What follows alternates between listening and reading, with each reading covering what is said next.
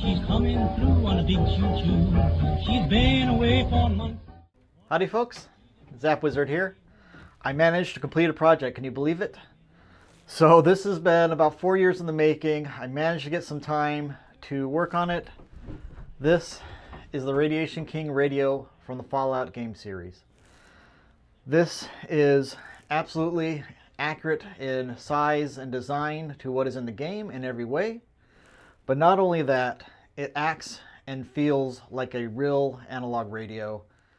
Now before we go through how I physically built this, let's go through the actual use of the radio and how it feels like an analog radio. So first of all, we turn this on.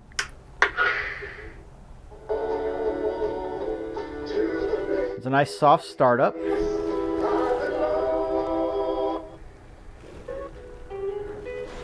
And as you sweep across the dial, you'll hear the different radio stations.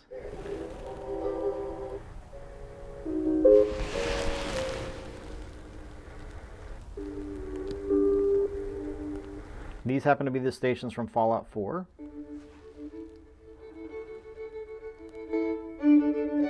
Now when you land on the station, it gets louder. As you come off a station, the static kicks in. I might have to turn it up a little bit here because the phone likes to remove the static as background noise. Good neighbor. And then one of the best features that I put in this that makes this feel like a radio is the fact that the playback is virtually live. If I come off that song, that station, go back, it's in the same place it should be. So even if I come all the way back over here, the song essentially keeps playing virtually without you. So I did this, but how I did that was I created a playlist and it's automatically generated. You can add music to this, you can add stations and bands, thousands of songs and radio stations, and it will automatically parse all of that. Create a radio station. Out of a band, it'll distribute them across the dial here. I'm going to switch bands. Broadcast radio. Now these radio stations are broadcast radio. So these are actually real world. Let me find one. Extending roughly 1,500 to 2,000 miles in every direction. If I go over here,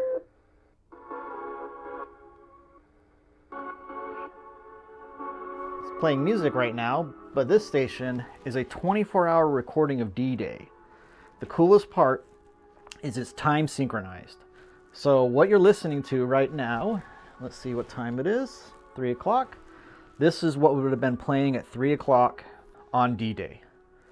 So you can actually listen to the entire 24-hour recording and have it play back with hourly calls and things like that.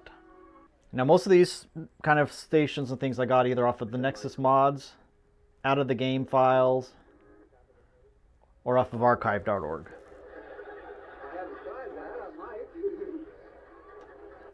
Now some of the cool things you can do, like I just did, is pause. It's still a digital radio as far as this has got a Raspberry Pi and a Pi Pico inside.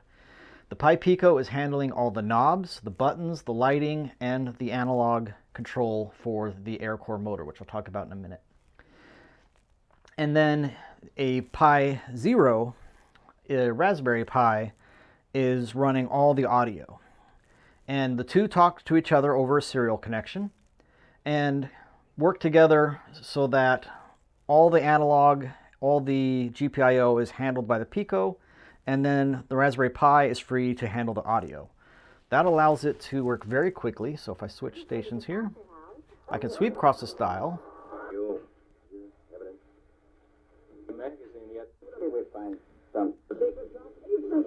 And you can hear something pop in and then go, oh, I wanted to go back to that. Remember, we start you off with $100. Broadcast radio. And have these call outs so that you can tell what band you're on. Nexus radio. Old World radio. Now the other cool things I can do, fast forward, skip to the next song, or jump back to the previous. I can also digitally tune the radio. The reason I have digital tuning is that this Zenith Command Space Remote is an ultrasonic vintage remote control, and I already have a video on this. Let me turn that down. So this remote can actually control the radio. Now I don't have it hooked up to my particular one at the moment, but that digital tuning via the buttons here will allow the remote control to turn the system on and off and change volume and change stations, all with the 4 buttons on that remote. Now I took the radio outside so you can see it with a little bit better lighting. And let's get in real close on some of these details. So it took me 13 attempts to get a badge that really looked perfect and reflective.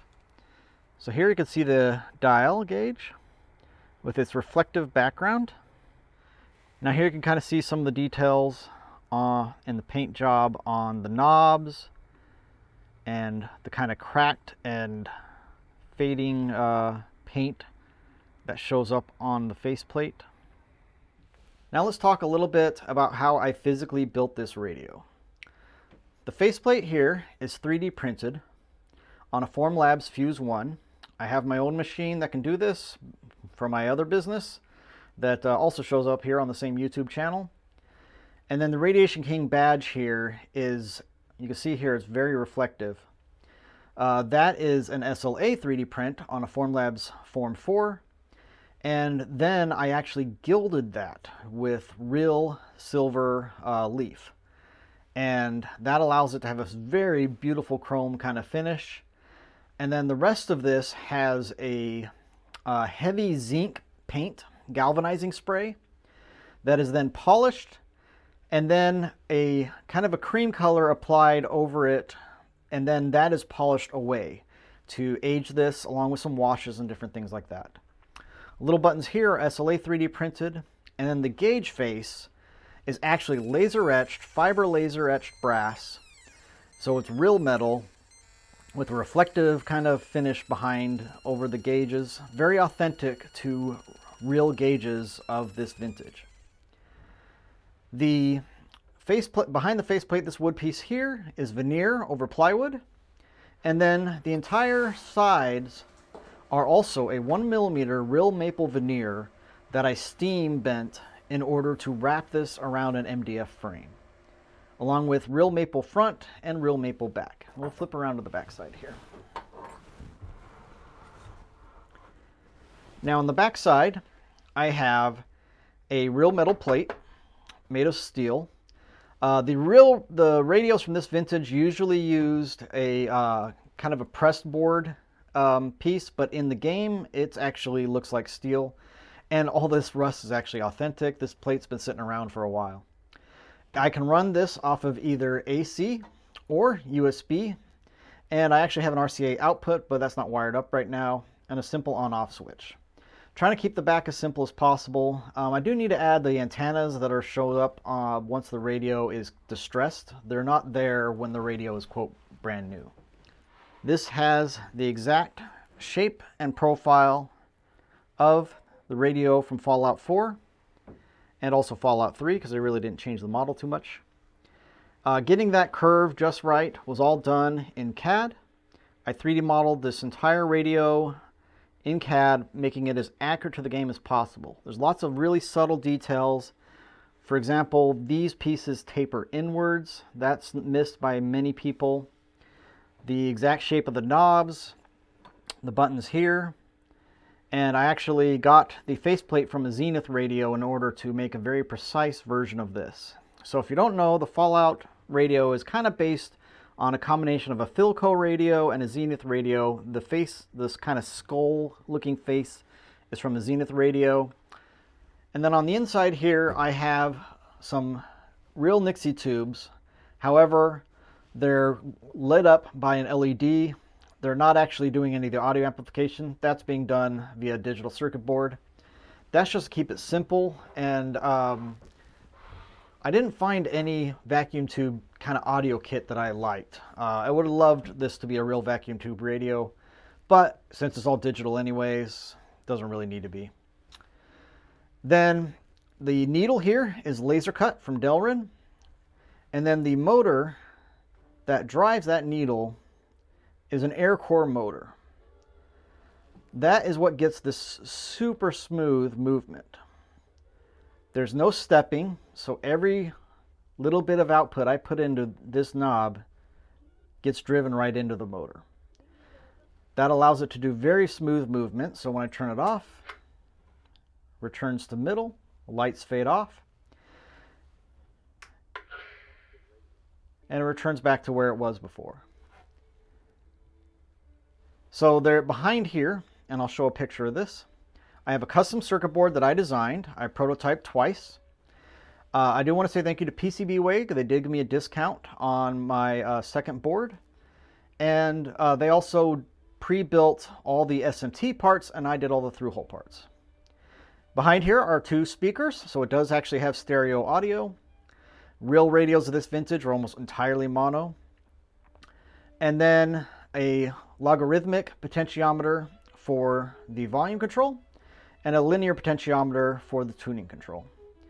And then behind here are 5 simple push buttons, tactile buttons that work to provide the extra functionality.